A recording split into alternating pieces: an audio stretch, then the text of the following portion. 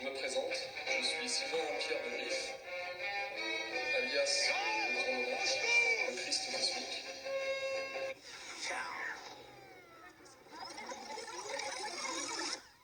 Wesh la team.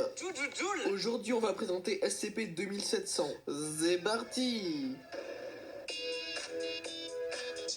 SCP-2700 est gardé dans un bunker sécurisé. L'accès est réservé aux seuls membres du personnel détenant une autorisation de niveau 4 2700. Du coup, forcément, pas n'importe qui. Monsieur Malfoy! Monsieur Malfoy! L'affaire! L'objet ne doit être déplacé en aucune circonstance. Non, tu lâches le tableau, là.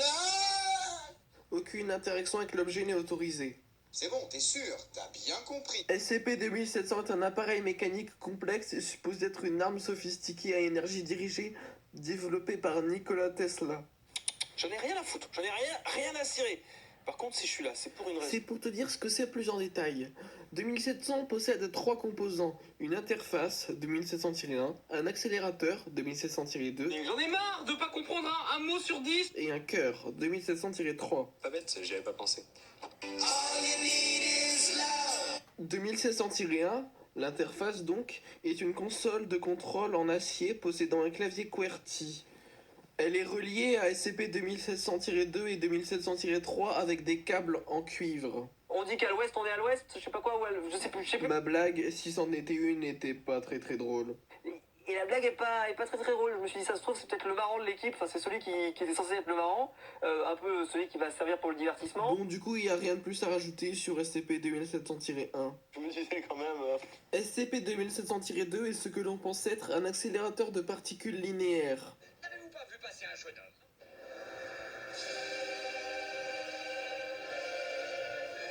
Et c'est tout en fait.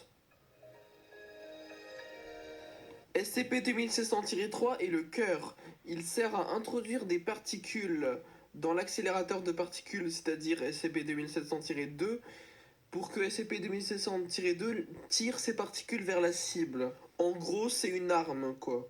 Le sens de la vie, qui n'a pas envie de connaître cette réponse, les amis? L'un de vous aurait vraisemblablement la solution. Mais et si je vous disais que ce SCP n'est peut-être pas ce que vous pensez? Et si ce SCP n'était pas de classe sup, Quand tu le découvres dans l'émission, en fait, il est super sympa. mais de classe Keter?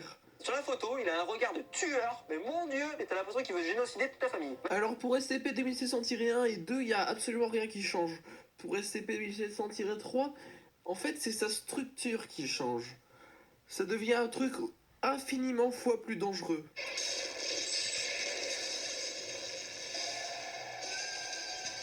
Génial, quoi!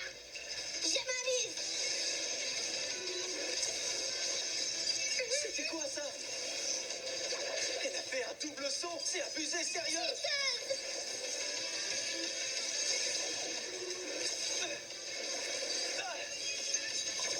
En fait, c'est un discret phénomène énergétique identifié comme SCP-2700-Oméga. SCP-2700-Oméga subit un phénomène diamétralement opposé à l'entropie. Yes! Alors, Mais vous allez me dire, Docteur Savory, c'est quoi l'entropie? Oh, mais papy, mais enfin, mais tout le monde le sait, ça. Pour faire extrêmement simple, l'entropie c'est ce qui représente le temps à l'échelle de l'univers. Donc, ça veut dire que les effets de SCP-2700 Oméga, c'est l'inverse du temps. En gros, c'est un retour dans le temps. Quoi? C'est vraiment moi qui ai écrit cette phrase? Le problème étant que si SCP-2700 Oméga devait s'échapper de l'intérieur de SCP-2700-3, une inévitable réaction en chaîne aurait lieu, ce qui convertirait le reste de l'univers au même état anthropique inversé. En gros, l'univers reviendrait au Big Bang.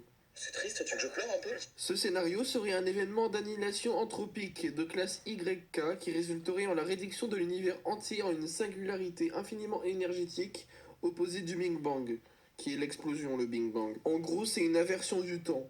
Phrase que j'ai dû répéter environ 13 trilliards de fois. Malheureusement, quoi qu'il arrive, l'appareil est actuellement armé et préparé pour se déclencher en 2234. On va avoir un peu de mal à parler normalement.